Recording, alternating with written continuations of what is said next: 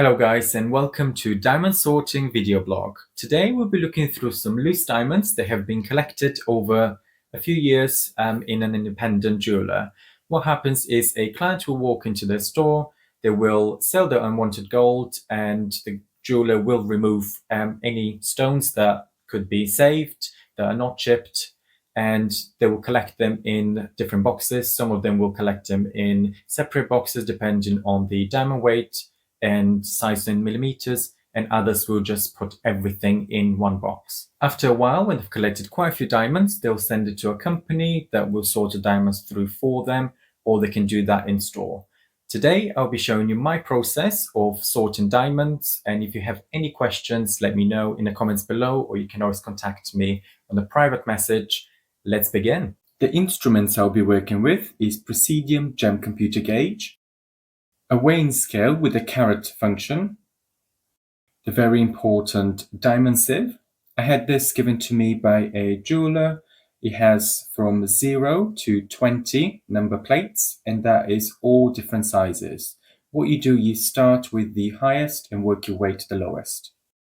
My favorite GIA locking tweezers, I can't stop recommending these. They're fantastic. A 10x loop, again from GIA. A small ultrasonic cleaner that you can clean your diamonds and your gemstones. This one is just fantastic, perfect size for me. A sieve, I've got two different ones. A UV torch, this one is rechargeable, so no batteries needed, and a diamond sorting tray.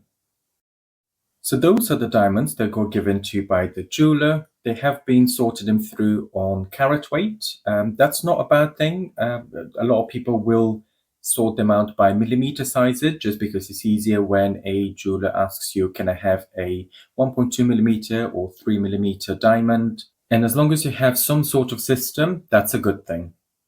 So here I will take the diamonds out from the boxes. I will split them out into two different piles. One of them is going to be 10 pointers and above, and the other one is anything smaller than that. I will go through the diamonds and check for any chips, anything like that. Anything that doesn't look right, and anything that is of a higher quality that could be resold.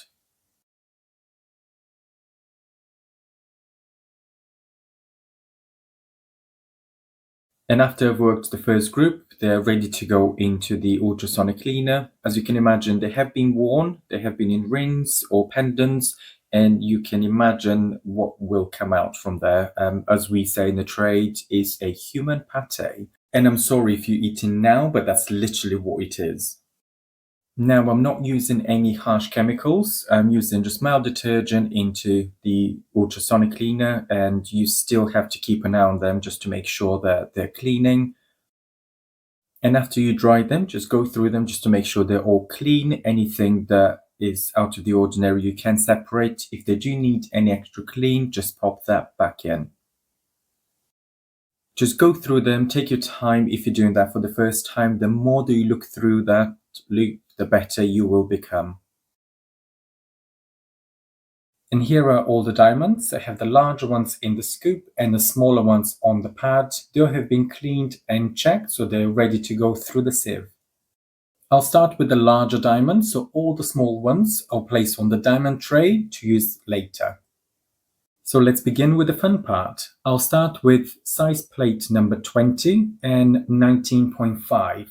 Now the 20 plate, that is 4.5 millimeter, and the 19.5 is 4.4 millimeter. Using the diamond sieve is very self-explanatory. Place the diamonds on top, tap it gently to the side using a watchmaker's hammer or your tweezers. Anything that goes through means they're smaller than the plate you're using. And as I've mentioned, the first plate is size 20, so anything above 4.5 needs to be rechecked just to make sure that they're not considerably bigger than this. I will speed the process, how I'm using all the larger diamonds. So keep going until you have no diamonds left.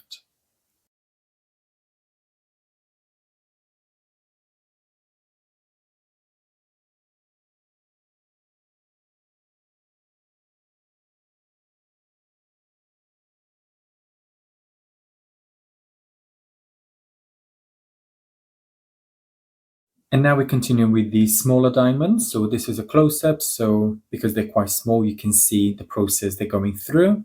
Make sure you keep tapping the scoop so there's no diamonds left on there, and carry on with the process.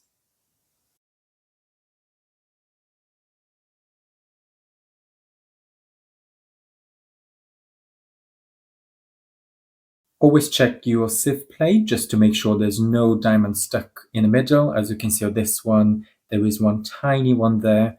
And here are all the diamonds that have been sorted. You can keep them in bags, just make sure you label them correctly, or you can put them in boxes. In the next video, I'll show you how to label them in the way that I would.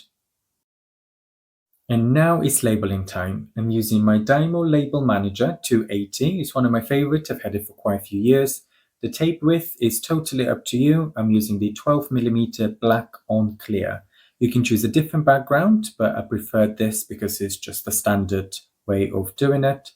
I'm also use the Diamond Sieve plate chart, which I'll link below. Boxes are your choice. I'm using this simple box. I'm putting the label on front and top, so depending on how you like to store them. And after a few minutes, all the boxes are complete. And after you've labeled all of the boxes, it's time to fill them up with the diamonds you've sorted. Take your time, make sure you put in the right bag into the right box, and make sure that all the diamonds are out of the bags. Keep checking the bags just to make sure that you've got no diamonds left inside, and carry on until all the boxes are full. And that's it. All the diamonds have been cleaned. They have been separated by millimeter sizes. All the boxes have been labeled.